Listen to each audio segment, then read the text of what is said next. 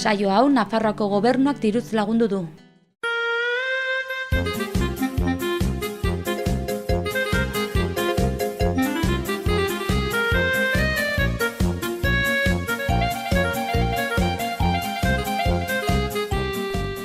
Arratsaldeon eta ongi etorri Sudurgorrira.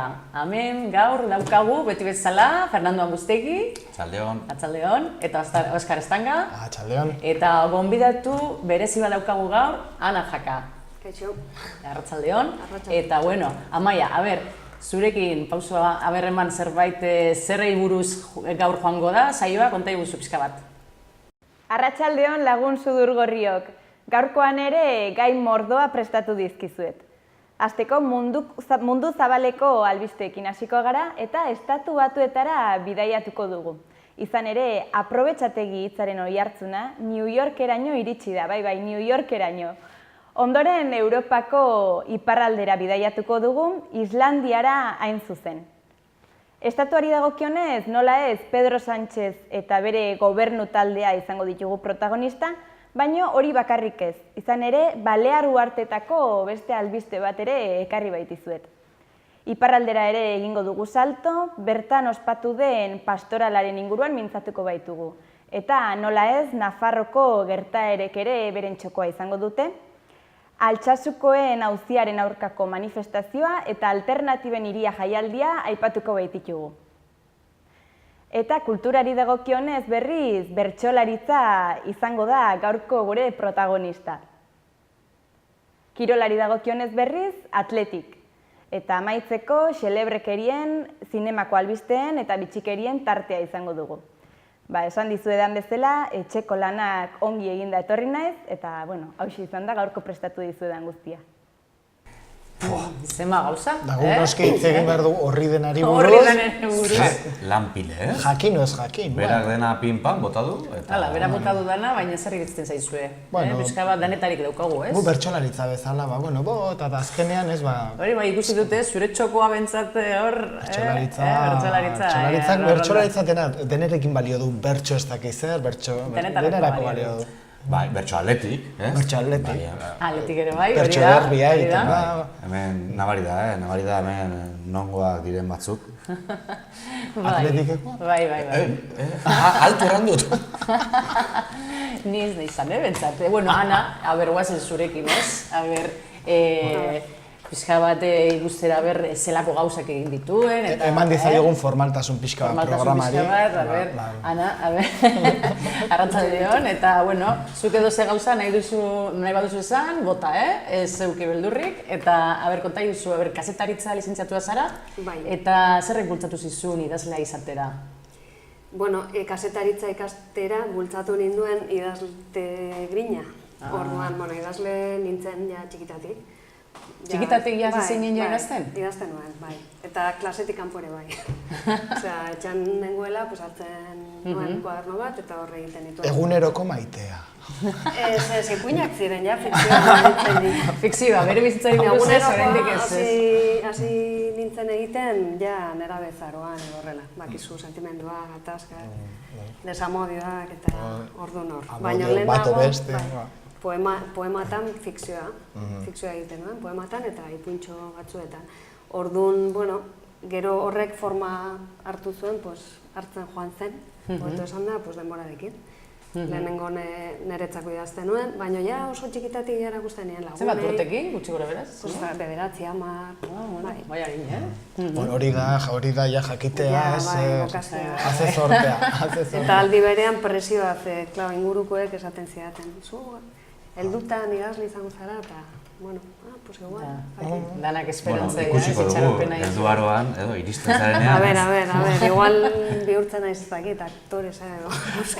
Inoiz ez da jakiten, edo dantzaria, edo... Galdera honekin bada kuriosoa, zer bultzatu zintuen idazle izatera, eta askotan da kontrakoa, eta idazle zarenean zer bultzatzen zaitu idazle ez izateko, ez? Ezkenean ez da erresa igualez idazlearen... Edo idazten jarraitzera. Eta gero hori, zer bultzatzen zaitu... Bultzatu baino gehiago niretzako da beharra. Bai. Edo bizioa, hasten zara idazten. Zure lana zure bizioa da. Zer? Zure lana, zure bizioa da. Bizietako bat. Bizio pilo bat daukanik. Eta horietako bat idaztea da. Idaztea da. Idazteko gainera bakarrik asko egon behar zara, ez? Bai, eta bada modu bat ere bakarrik egoteko. Gustatzen zaizu bakarrik egotea? Batzutan bai. Gustatzen zai jendearekin egotea, baina baita ere bakarrik egotea. Orduan, aitzakia oso polita da esateko. Idazten ari naiz utzi pakean telefonoak itzali eta... Zer une da zuretzat onena idazteko? Zer momentu gustatzen zaizu? Gauez. Arratsalde partea ja 7:00 aurrera, gutxi gora bera. Eta gero saguntze idazten ari naizen. Adibidez, poesia normalean gauez. Eta narrazioa... Gehiago inspiratzen, gehiago arratsaldean. Gaua gero ilargiak eta bai, ez? da, Iluntasunak esango dugu pixka batez, isiltasunak. Hori da, eta zerbait intimoago bezala bizitzen denik poesia. Orduan da, meditazio puntu bat duen jarduera bat. Orduan gauez lasaiago bai, eta askeago. Da edozein lekutan? Nahiago dut etxean. Lehen, unibertsitate garaian eta edozein tokian idazten nuen, autobusean, ikasi behar nuenean, batez ere. Klasiko bat, etxea garbitu, gitarra jo, etxean alako totxoak zain eta orduan totxoa utzi, inspiratua nago. Baina gaur egun, ez dakit zergatik, baina bai, ja ohiturak finkatzen joan dira eta orduan gauez eta etxean. Eta kostatzen zait etxetik kanpo idaztea. Behar ditu nire tokia, nire tresnak, nire gauzak. Bai, hobeto. Da gero zenbat kolaborazio egiten dituzu, ez? Momentu honetan bakarra. Orain irri aldizkarian nago, egon izan naiz Euskal Herria Irratian eta Berrian, eta baino bakoitzan momentu ezberdin batean. Bai. Eta libururik badukazu kutxunena, zure liburu artean? Pues beti esaten dut danak gustoko ditu dela, sortea izan dut, ni produkzio txikia daukat, baina anitza. Eta orduan, bakoitza dauka bere historia eta danak maite ditut, baina igual niretzako berezia da Marimutila naiz eta zer jaso dudan feedbacken gatik. Haur batzuen gandik jaso dut oso erantzun polita. Hori, beraientzat baliogarria izan dela, liburu hori, igual gaizki sentitzen zian aurrak, eta balio izan dielako liburu horrek. Orduan netzako hori izan da oso... Ez, laguntzeko bai, ez?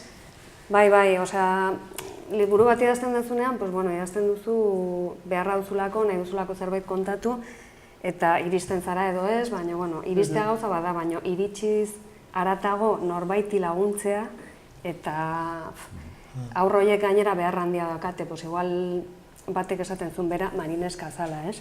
Marineskak? Bai, hori da, eta hori bere amak ikusten zuen sufritzen, eta orduan kontatu zidan ze eragin positiboa eduki duen ipuin horrek bere semearen bizitzan. Begira, hori beti tortzen da. Eta ez da bakarra izan, gero eskola batzuetan nago naiz, ikasleekin beraiekin hitz egiten eta beraiek eskerrak ematea, hori da.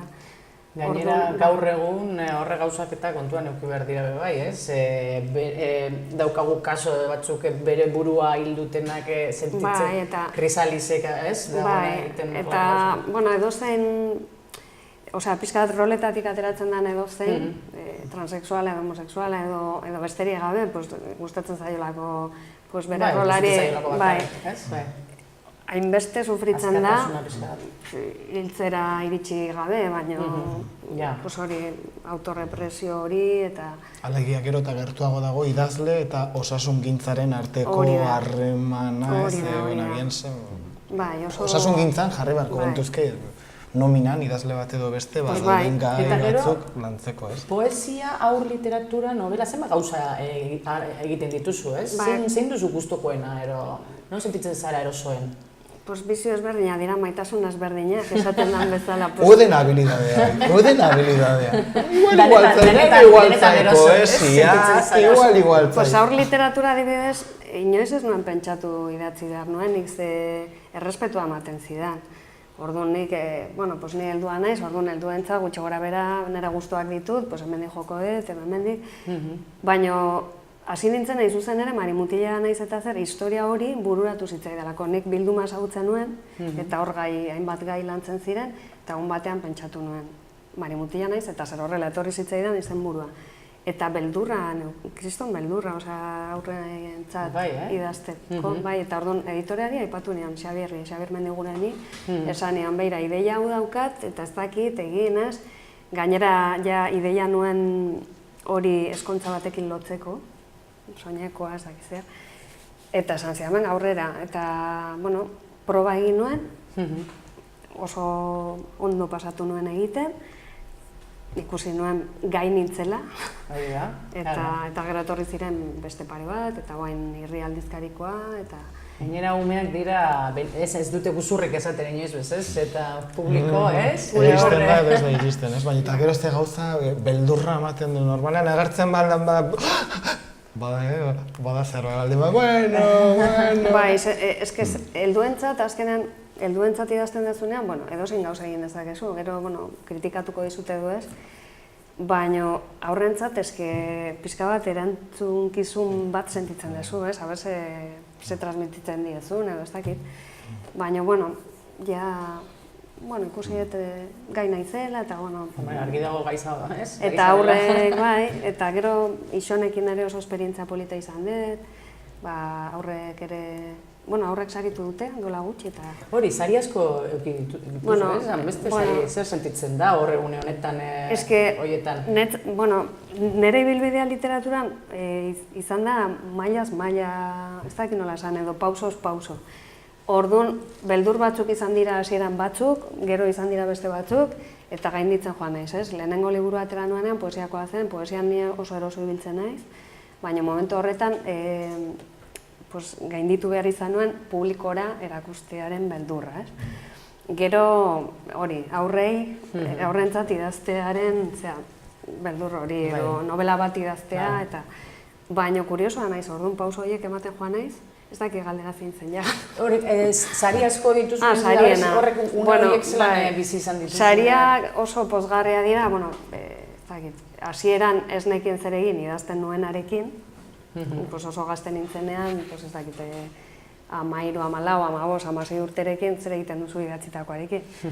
Etzoaz argitaletxe baten gara. Gehienez, klaseko lan batetan aurkeztu, gero, anako ondo idazten dut. Orduan lehiaketa batera, orduan horregatik aurkezten nintzen lehiaketetara. Eta irabazi nitu hor sari batzuk. Gero ja, sari batzuk, ez? Sari batzuk. Ona da honetara goitza, seinale ona. Bueno, oso polita izan zen, lehenengo sari hola pixkat importantea irabazi nuenean, zen Lasarteko udaletxekoa. Eta orduan zen, 16 urtetik gorakoentzat, eta nik 16 urte nituen eta aurkeztu nintzen. Eta, klaro, nik ez nuen inolako esperantzarik irabazteko, eta oinarriak irakurri nituenean horra agertzen ziren, agertzen zen sari bat 100.000 pesetas. 100.000 pesetas. Hori zen bat. Pila bat zen hori, 100.000 pesetas. Garai hortan ez dakit, bueno, orain adina kalkulatuko didate. Bai. Automatikoa batzuk. 600 euro. 600 euro, sekaka, baina 1.000 pelaz dira. 600 euro gitxi ematen duela, ez da? 1.000 pesetas, 1.000 pesetas zen koska. Gauza asko egin alzen, 1.000 pesetakin, Eta gero zegoen, beste sari txikiago bat, uste duzala bakarri Lasartekoentzako, eta ez dakit, 15.000 edo. Eta orduan nijo nintzen, saria jasotzera konbentzituta, sari txiki hori emango zidatela. Eta orduan eman zidaten, sobre batean txekia, atera nintzen lagunekin eta irekin nuen sobre, eta izan nuen mozkorraldi bat horrela bakarrik enbeste... Beste zero! 16 urterekin pentsa, eta, baina, bueno, bai, sariek diruaz aparte... Motibatzen du, hainbeste zero motibatzen dute. Bai, eta hori, eta gero, garai batean ez naiz aurkez, bueno, batzuetan aurkeztu naiz, baina azken urteetan ez. Baina azken saria oso polita izan da Jul hauteskundetan. Ikastolek ezagutzen duzu, ez? Ikastolek antolatzen dituzte hauteskunde batzuk, aurrek beraiek bozka emateko. Beraia da, beste, ez? Beraiek guztokoa den liburuak. Sari demokratiko bat. Hori bai dala benetakoa, ez? Eta ez, entxufe... Hori da, eta gainera ni ez naiz, gainera aurren literatura daukan gauza polit bat hori da. Liburua da ezagutzen dana. Bai, ez idazlea, ez da? Hori da. Beraiek ez dakite zein dan idazlea? Batzuk ezagutzen dituzte eskoletara joaten garelako, eta baino liburua da, eta... Da, gustatzen zaizu beraiei irakurtzea ipuinak, ero olerki bat egiten duzunean irakurtzea jendeari, hor zelan sentitzen zara irakurtzen duzunean, bai zure ipuinak, ero bai olerkiak, ez? Olerki bat irakurtzen duzunean beti da pixka bat, ez? Bai, errezitaldea gustoko ditut. Bai, ze, bueno, hasieran urduri jartzen nintzen, baina orain askotan egin izan ditugu lagun arteko errezitaldiak egiten ditugu Iruña herrian, eta adibidez, larumat honetan artisten auzoan egingo dugu errezitalditxo bat, bai. Bueno, espazio denborak ez dakit non kokatuko duen larun bat hau, baina, jakina artisten txokoan, hor... Bai, hori da. Agian ikusi duzu, agian... Espazio denborak hori dauka. Beti gongo dela hor, bera. Hori dauka, hor gelditzen. Bueno, errezitaldiak egiten ditugu. Eta bai, polita da, ze jendeak ez dago ohituta poesia irakurtzen. Orduan, zuk eramaten badiezu ahora, mokadutxoa, hartzen dute, eta oso polita da. Eta nola da hori? Ahora alegia irakurtzea... Irakurtzen niezu... Oso erakargarria. Gaititzen nik, goze galitu nahi, poema goze. Pues etorri errezitaldi bat ere. Zaitzelana saldu duen, Ahora, bol. Bai, eske goratzen naiz behin errezitaldi bat antolatu genuen, lau emakumeon artean, eta esaten ziaten, zer rollo, errezitaldi bat poesia... Eta zanien, bueno, zu etorri eta esango didazu. Eta gero egon zen, hori esan zidanak, gero oso gustora zegoen, eta gero etorri izan, ai, ze polita. Poesia mozkorraldi. Eta gero beti nizuen ahora ematea dana. Noiz egingo duzue urrengoa. Gozen nahi. Exigentea zara, zure buruarekin? Hau da, kostatzen zaitzu, jazta. Exigentea, bai, exigentea, bai.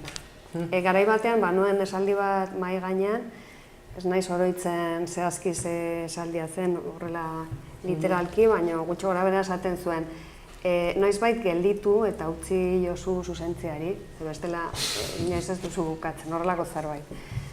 Osea, badira ni baino perfekzionistagoak, ez naiz ere exageratu. Eta une honetan badaukazu proiekturen bat, ero zertan zabiltza orain? Orain ari naiz Marimatraken historio batzuk idazten liburuak ateratzeko. Osea, bilduma bat sortuko da. Marimatrakak dira irri aldizkarian hartzen diran personai batzuk, eta aldizkari bakoitzean historiotxo bat kontatzen da. Eta orain liburutara eramango. Mari Kalambreren familiakoak dira, edo... Ez, lagunak. Orokorra. Baina familiak. Kaso hortan ez, batzutan zuk zuretik sortzen duzu, edo zure ikurretzen zaitzuna, edo hau enkargu moduko bat da, edo... Hori, bai, izan da nire lehenengo esperientzia enkarguz idazten. Bai, eta, bueno... Osa, eso ezberdina da, ez? Bai, kolaborazioetatik aparte, hola, fikzioa eta sortzea, epe batzuekin, beste personekin adostuta, eta, bueno, presio gehiago dago, baina nik ikusten dut lan talde lana bezala, eta berazgarria da ere, bai. Eta bizitzeko filosofia esaldirik badaukazu, ero esango zenukena zuretzat esaldi bat oso garrantzitsua dena? Zuzentzearen azaparte. Nola zer? Zuzentzearen Horrein ez dut erabiltzen, ikasi dut. Gero esaldiak ere aldatzen joaten dira. Orain zer dago zure maitxoan? Orain, pues beira, esaldi bat pentsatu behar badut, asko gustatzen zait, Pirritx eta Porrotxena, sentitu, pentsatu, ekin. Gorritik landua eta, bueno, gestaltetik eta ere... Sentitu, pentsatu, ekin, bai? Netzako da, hitz egiten du koherentziaz. Nik uste dut, koherente baldin bat zera hiru gauzetan, osea, hiruak dira beharrezkoak. Eta gero ordena ere garrantzitsua. Eta ordena ere garrantzitsua. Ez da berdina egin, pentsatu, sentitu, edo pentsatu, egin, sentitu. Bizitzarako eta idazteko ere bai, osea, sentimenduetatik abiatzen duz. Polita esaldia, esaldi horrekin geldituko gara, eta Maiak orain, oazen gertaerakin, munduko gertaerakin, Sentitzera, pentsatzen. Sentitzera, hori da. Esan bezala nazioarteko albisteekin hasiko naiz. Izan ere, aprobetxategi hitzaren oihartzuna New York Times egunkariraino iritsi da. Kazetari batek Rajoyren diskurtsoaren inguruan hitz hau erabili zuela Rajoyek aipatu zuen, eta New York Timeseko Twitter kontuan ere hitz honen berri eman zuten. Hoi izan da Rajoyren bukaera, ez? Azkenean euskaraz hitz egiten hasi da, eta hori izan da bere albidea. Eta izue, hori ona izan da. Gu genekien bera aprobetxatek izela aspaldidanik, baina beraieko hartu direnean, ez? Eta guk aspaldi ezagutzen genuen hitz hori hemen. Bai, alare ni keixa bat daukat, eta publikoki aprobetxatuko ditut kamarak, ez? Azken egun hauetan, kazetari haunitzek deitu duten nire etxera, ea ni oten nintzen hanbustegi eta konfonitzen dira. Aprobetxategi, hanbustegi. Euskera hainbeste Baina famili berdinekoak ez retez. Ez, baina agetzu bukaera tegi, eta telefonoa deskonektatu behar izan. Mesedez New York ez dauka zer ikusi. Ez, eta ja, lehenengoan grazia egiten du, baina ja margarrena...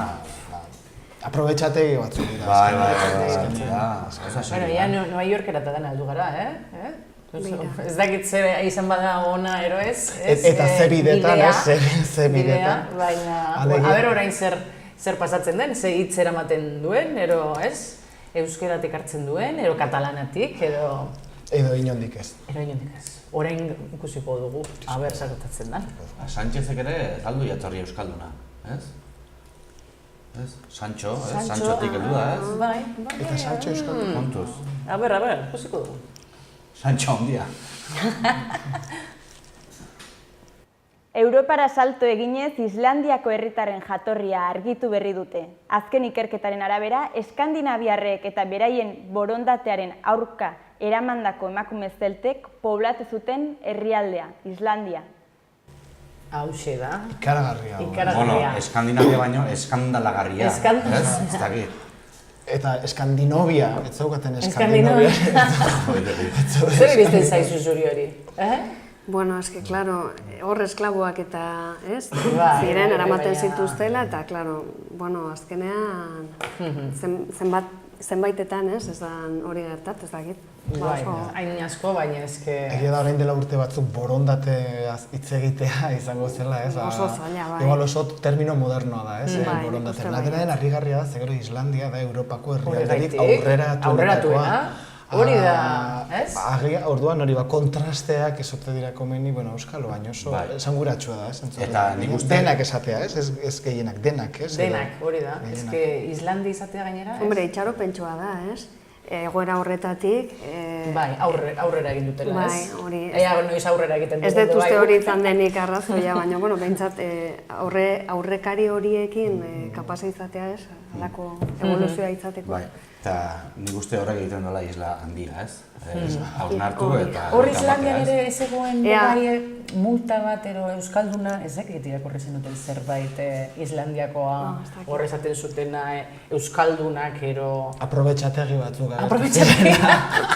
Bueno, gauza raro bat egon zen eta kendu zuten, baina geuden hor penalizatuta. Bai? Baina arrantzarekin. Arrantzarekin, hori ez arrantz bai? Geuden hor...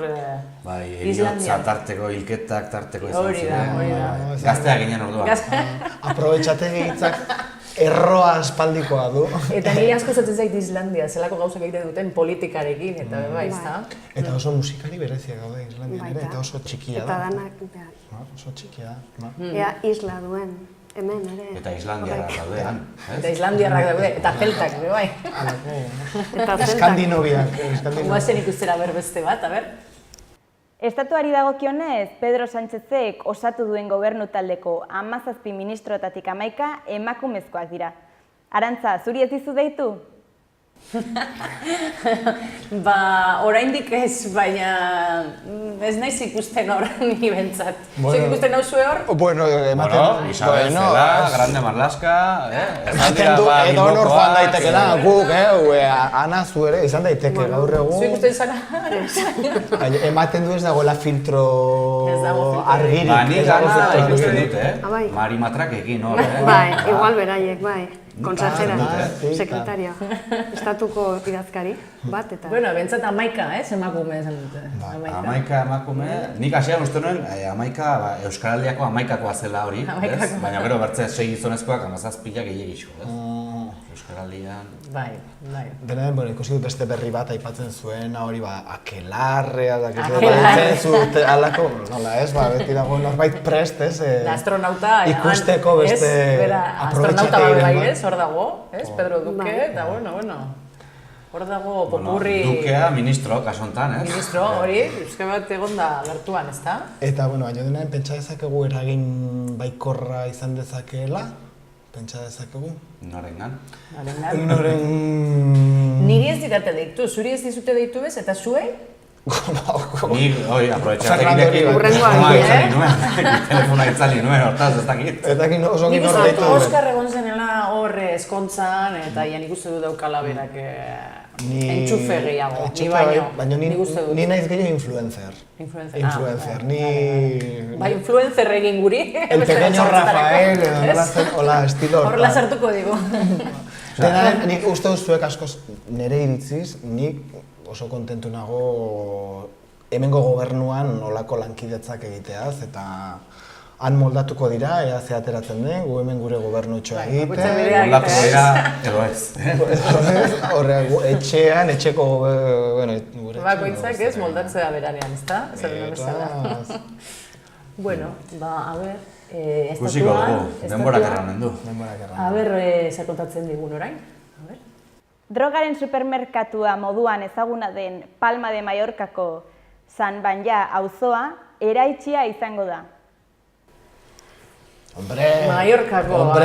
Palma de Mallorca, supermerkatua, alegia, 200 diskoteka dauden leku batean, ez dakizten restaurante de lujo, eta drogaren arazoa dago alako barrio txiki batean. Argi dago, argi dago. Kriston kontrasteak daude gainera, ez? Hor kriston aberatzak, eta gero daude beste batzuk, ez? Eta izan behar da hori, nire nahiz egon zuegon zarete hor?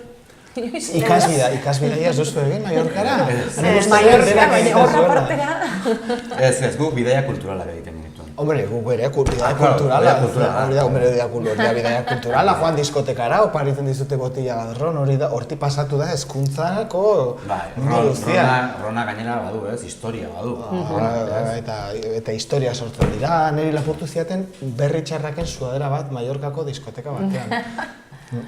Eta horra eraman zuten? Ez dakit, baino... Gero igual trapitxeo egin zuten hor zure... Historia, ez ez, histeria. Alegia, ni, oso pozik alditzen naiz, oso fokalizatua dago non dagoen drogaren arazoa. Non dagoen, barrio marginal horretan. Hor dago, eta beste dena lasai Mallorcakoa zerrekin arazoa, alegia diskoteka guzti horietan, lujozko jatetan...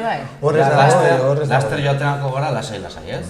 Bestela droga, etortzen da eta droga... Auzo hori konpontzen da eta ja droga amaitu egiten da, ezta? Endrogatuak gauz horretan. Beste gauza bada diskotekan, denak fin, horrek ez dira drogatzen baina. 3 egun, 4 egun, baina hori ez da arazo.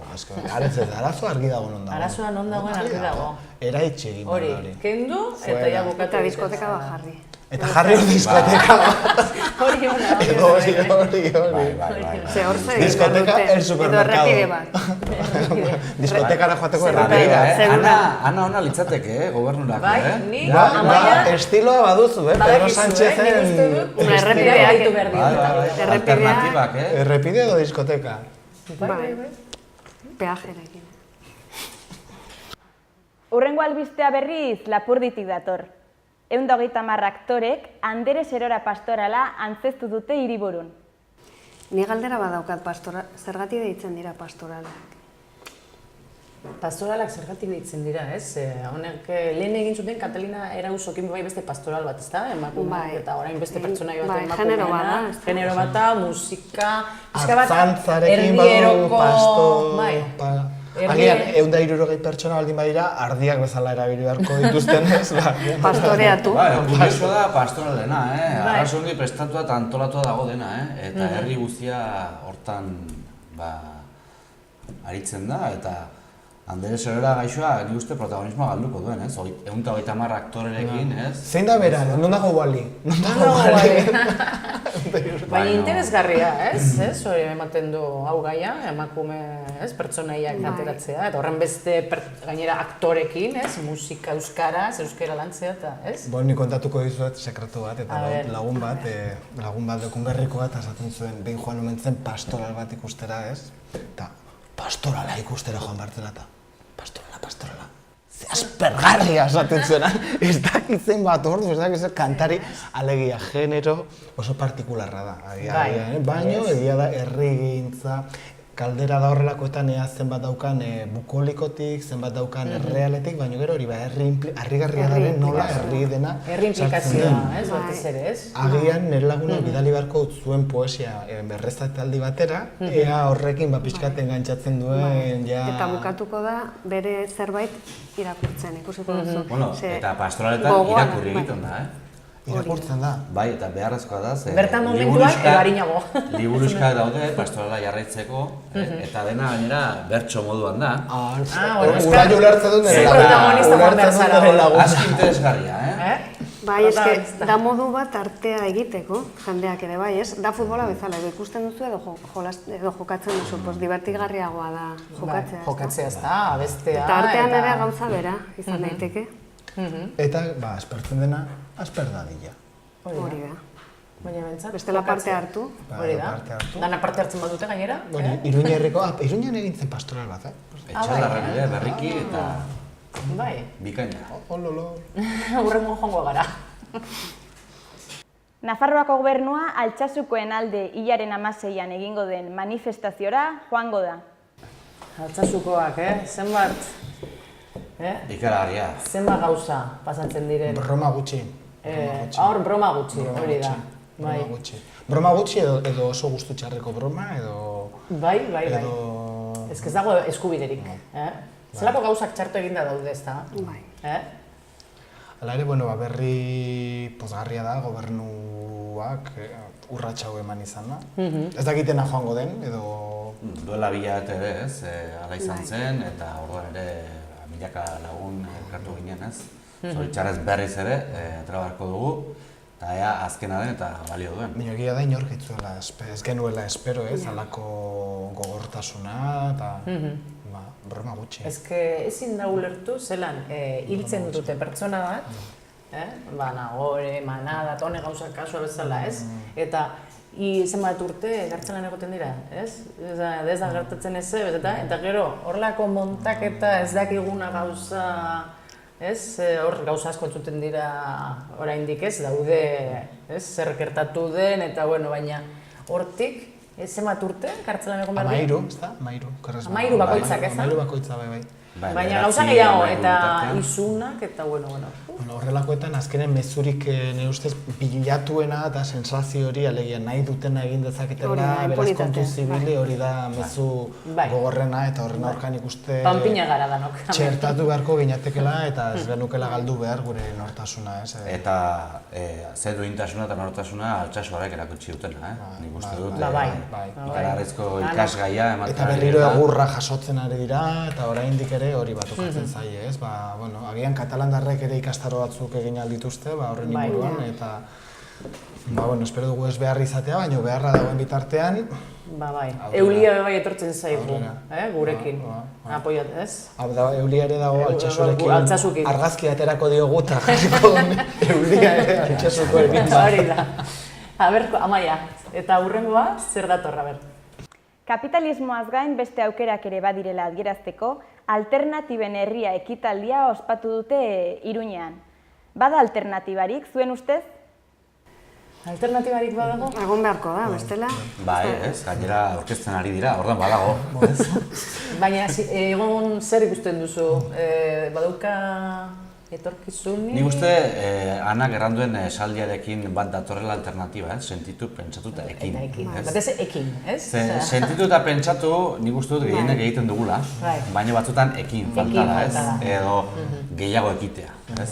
Ni nire lagunak uste duzu Lekunberrin ez garela aspertzen. Lekunberrin bizarete, bakarrik edo? Bueno, 3 gara, 3. Batek esaten zuen hori, eta beste batek festetan egiten zen, nola ez, txupinazoa, eta txupinazo alternatiboa, bai, egiten genuen, gero esaten zidan, guk egin behar dugu txupinazio alternatiboaren txupinazo alternatiboa. Alternatiboaren alternatiboa, ez da? Hori, baina hor galdera asko hau, alegia zergatik egiten ditugu gauza, zein dira benetako zer nahi dugu aldatu, askotan ere ni honekin nago alternatiba ematen du dela, mundua aldatu behar dela, eta gero gure egunerokotan ahalmena dugunetan eta zer, non ditugu fokoak, zer dira, eta aldaketan nondik etorriko da, oso egia da, parte hartu oso jardunaldi interesgarriak egin direla honen inguruan, eta nik uste ez dela egun bateko gauza, ez dela hilabete batzuetako gauza, baizik eta epe luzerako gauzak, elikadurari dagokionez, arteari, kulturari dagokionez, bizi ohiturei dagokionez, alkoholaren sistemari dagokionez, kapitalismotik kanpo pixka bat ez. Bai, mantxo pausuak ematen hasi dire, eta hor zenbat kolektibo eta zenbat jende dagoen, ez? Hoi da pozgarriena ere bai, ez? Behar ez dela batek duela baizik eta... Ez da lau hippie edo lau okupa, ez ematen du kontuari dela gizarteratzen, eta epe luzerako... Bai, hau mantxo gambarreko gauza da, ez? Mantxo baina aurrera, ez da? Bai, beti aurrera. Eta gu egongo gara alternatiboaren. Bueno, beti behar da, alternatibak egon behar dira, hori da.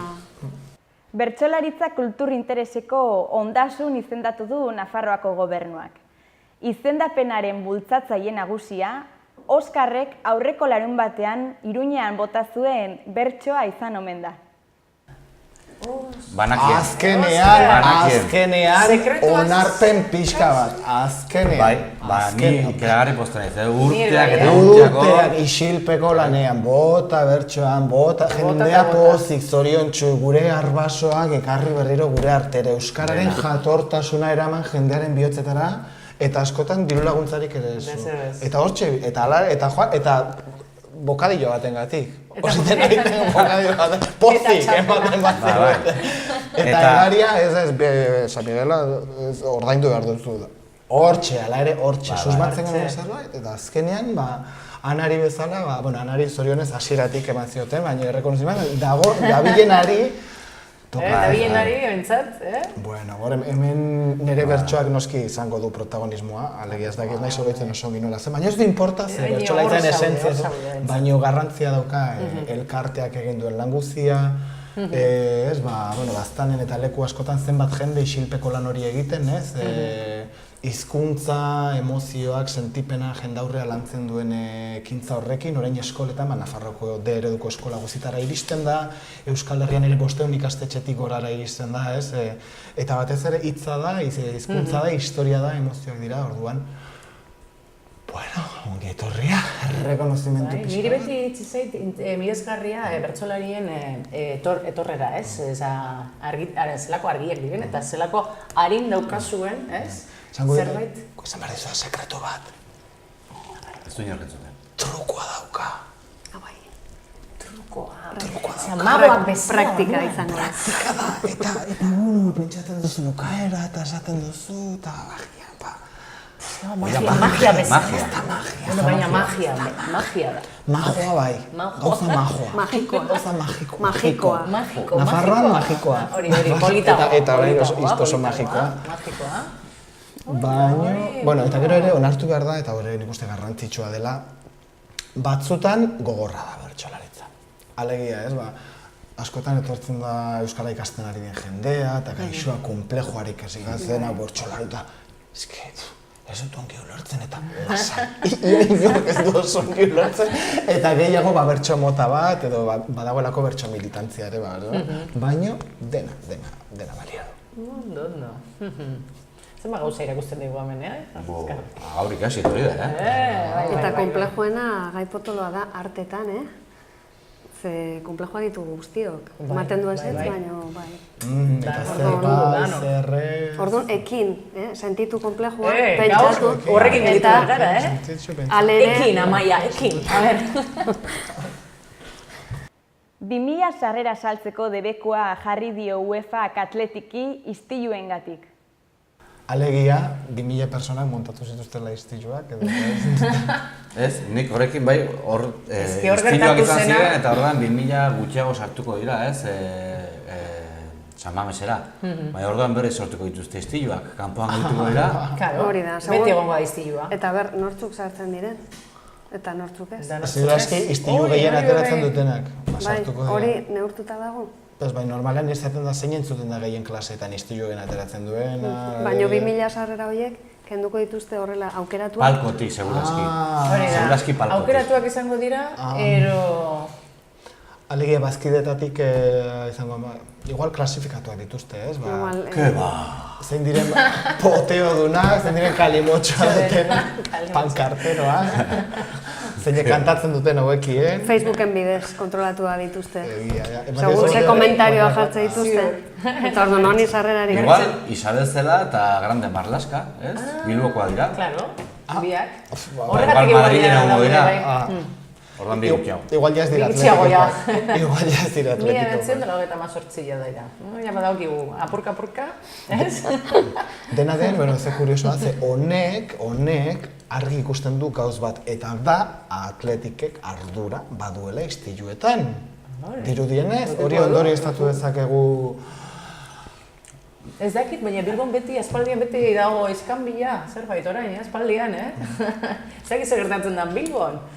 Ez, denbora egitxian, ez dakit zer gertatu da, baina Bilbo eta Iruña daude a tope, Nola, hori sartu Iruña. Iruña dago majo, Bilbokin nahi ginen. Iruña Baina, Iskanbila zeteta daude. baina, Bilbo, Iruña. Iruña hori bai da, ez. Igartzen da bizkaitzarra naizela, ez? Begira, bani Gipuzkoarra. Zu Gipuzkoa. Baina Nafarrak, orain Nafarra. Orain Nafarra gara guztiak.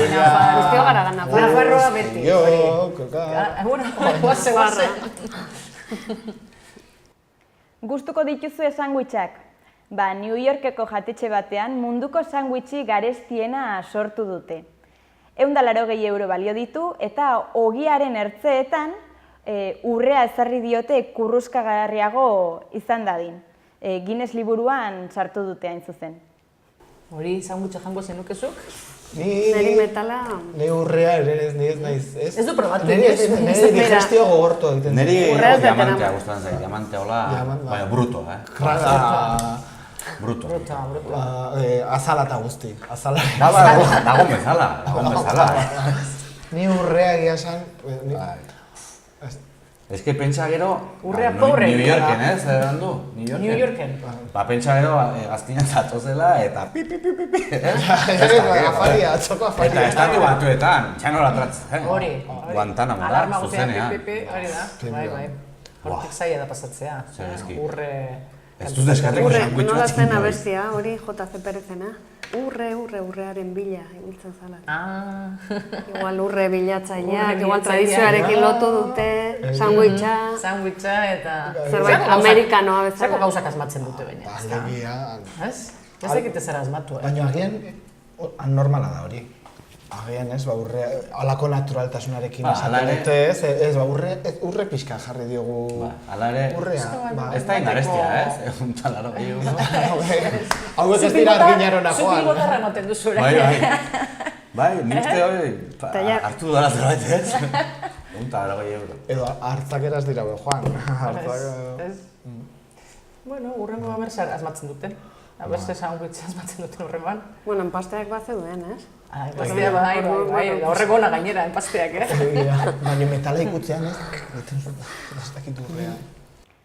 Entzun, Milango agure batek €1.000.000 erentzia utzi dio bere txakurrari. Antza denez, 7 urte zeramatzuten elkarrekin bizitzen, eta ben txakurrak bizia salbatu zion agureari, honi bihotzekoak eman, eta bere zaunken bitartez bizilagunei abixatzean. Da, begira. Zer zakurra. Txakurra hori bai txakurra. Bai, ze jabea, noiz da hit. Zer zentzu?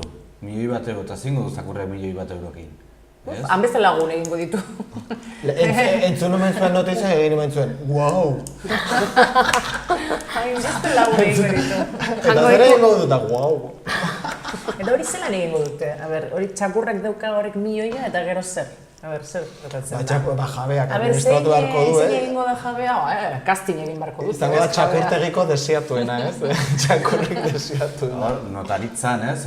Nola ditu zuten, ez? Eta sinatu behar du txakurra bera, gero... Bai, horrela. Claro, es que azten zara pentsatzen eta zelan egingo dute horre gauzak, ez? Legea prestatuta dago, ez? Horre gauzak egiteko? Argi dago, ez dakit diru... Bueno, amerikanoak ziur bai. Ziur. Amerikanoak egingo duten azkar sandwich bat txakurrarekin. Egiteko hamburguesaren Txakur beroa, alegia. Alegia, gizon honek ez dakit dirua eman nahi zion txakurrari, baina fama argi da eman nahi ziola, ez? Famauko da, ez? Bai, nik ez dela favore egin, Ez ez? Ez, anonimotasun hori eta Legaldu, dolua hori askatasuna. ezin bizi, ez? Orain txakur horrek egiten diotenean matxe beti zalantza izango du, dirua Claro, gatik den. zergatik egiten du. Zuk egiten dut. Zergatik ematen di janaria, ez? Zergatik, ez? Ja. Bai, ez da ona, diru izatea ez da ona, Ja ez da izango laguna handiena, esaten da beti txakurro dela lagun, ja? Izango da beti, ez? Ez konfidentza horretako du. Ja, hor sartzen da, Dirua, dirua sartzen danean, ja. Dirua igual janarietan emango diete. Igual. Txakurrari? Bea. Ez gogorra dauka oraingoan txakur horrek. Sueziako emakume batek bere semeari izena aldatu behar izan dio, honen izena tatuatzera joan eta tatuatzaileak konfunditzean. Antza denez, Kevin beharrean Kelvin tatuatu dio. Fernando, ez zinen bazu izango tatuatzailea? Batzen duzu. Bakzu eta pasatzen den. Nik, ez dut markarik erraten ala hemen, ez? Publizitatetik ez zaiten al. Katzekio eta marka hori. Bukatzen da Klein. Eta badakiz, tatuatu nuen gehiago saltzeko. Eta lortu dut, telebistan hartu da. Sponsor. Bai, hemen, dena marketing. Ideia ona izan da. Dena marketing, hori ba. Marketing paketing, marketing... Kelvin Klein. Osea, etzen nahi nabarmena, ez? Baina ulertu duzu edenek, ez? Bai. Argi gelditu da. Ongi atera zito. Publizitate hona izan da. Urteak prestatzen. Argi gelditua izan da, eta gero hori harrapatu behar zenuen pertsona egokia ere semeari izena aldatzeko kai izango zena. Bai. Dena ikasea dago hemen, Dana dago prestatuta, dana dago. Behar bana duzue, pasako izezen. Baina benetako izena epiniko diguzu, ala... Ez, gainera, badu bertze Kevin bazen lehen telesail bat eta Kevin izitzaidan personai bat zen bat ere gustatzen. Hori zen aquellos maravillosos años, erolako bat? Igual bai. Ez ni gazteago naiz. Ni gazteago. Eta ez... Ez marrazte bizitunak, ez? Bai. Ez hori Superman. Hori Superman. Catwoman? Kelvin, ez bai. Bueno, eskerrak Kevin deitzen zela eta ez igual izen luze bat eta beste gauza bat, ez? Baina tatuajea zeraman amak. Amak. Orduan, beste sema bat eukiz ezala. Hori, begira, olakoak pila bat tatuatu ditut, baten izena, tatxatu hurrengoa, tatxatu hurrengoa. Behatzi hilabete, zain egon eta... Hori gehiago bikotekin, ez? Claro, hori da. Eta hor arazorik ez dago. Ez, lan gogorra da, tatuatzailearena. Eta asteko irudi moduan honakoa aukeratu dizuet. Mariano Rajoy eta Soraya Sáez de Santa Maria ageri dira bertan. Hain zuzen, Santa Maria Rajoyri zer moduz dagoen galdetzen dion unea. Maite minuta ematen dute daudela, hor, begiratzen dio, bere... Neri iruditzen zait ongi tarteka bere gizatasuna ateratzea, hau, ez? No, ematen du... Santa Maria eta Rajoy. Bien, behiratze jator dauden. Bat hola, benetan besteari izan ez zer moduz da, sentipena ditut, ez naiz makina bat, ez naiz gorrotoaren isla, esan didate egiteko, nik ez nuen nahi. Nik uste hor komunera bateko gogoa duela, Sesio luzeetako bat, eta orain erantzun behar dut nik, eta... Hamburguesa, dios, daukat urrea bueltaka. Eta Santa Maria irriz zaide, maltzurke. Mariano hartu... dago, bera ez dago maltzurkeria, no? Nik uste dut baietz, Hasieran usteren irismena, maitasuna zela baina ez. Obe behiratzen baduzu, hor... Nik uste...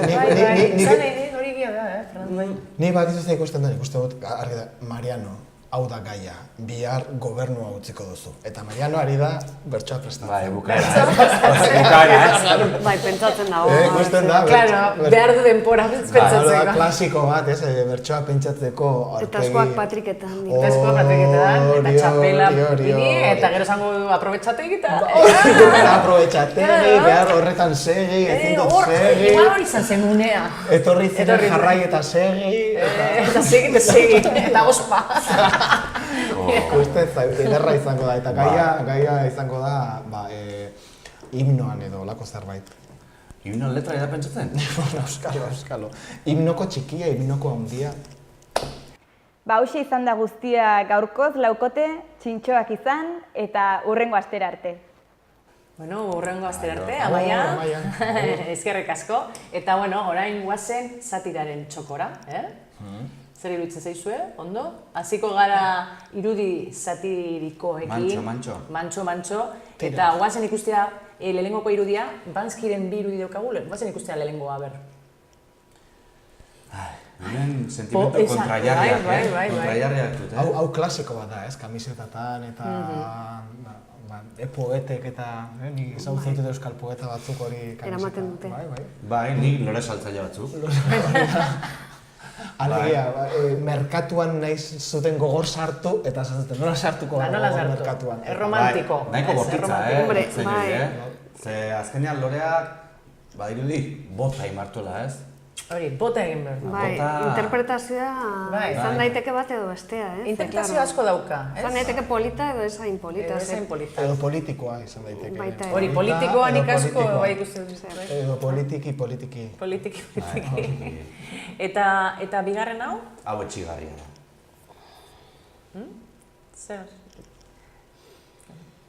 Gelitu zarete? Etxita. Indarrik gabe gelitu zarete. Ni ados nago. Ni arrasa ametxelaria naiz. Ni ere bai, oso ametlaria. Eta nik uste dut, zu ezarela ametlaria? Ni gero eta gutxiago. Zu amets bat zara. Bagak ez pasatzen dut zaidan ametxekin. Ametxak zer dira? Askatasun edo kartzela.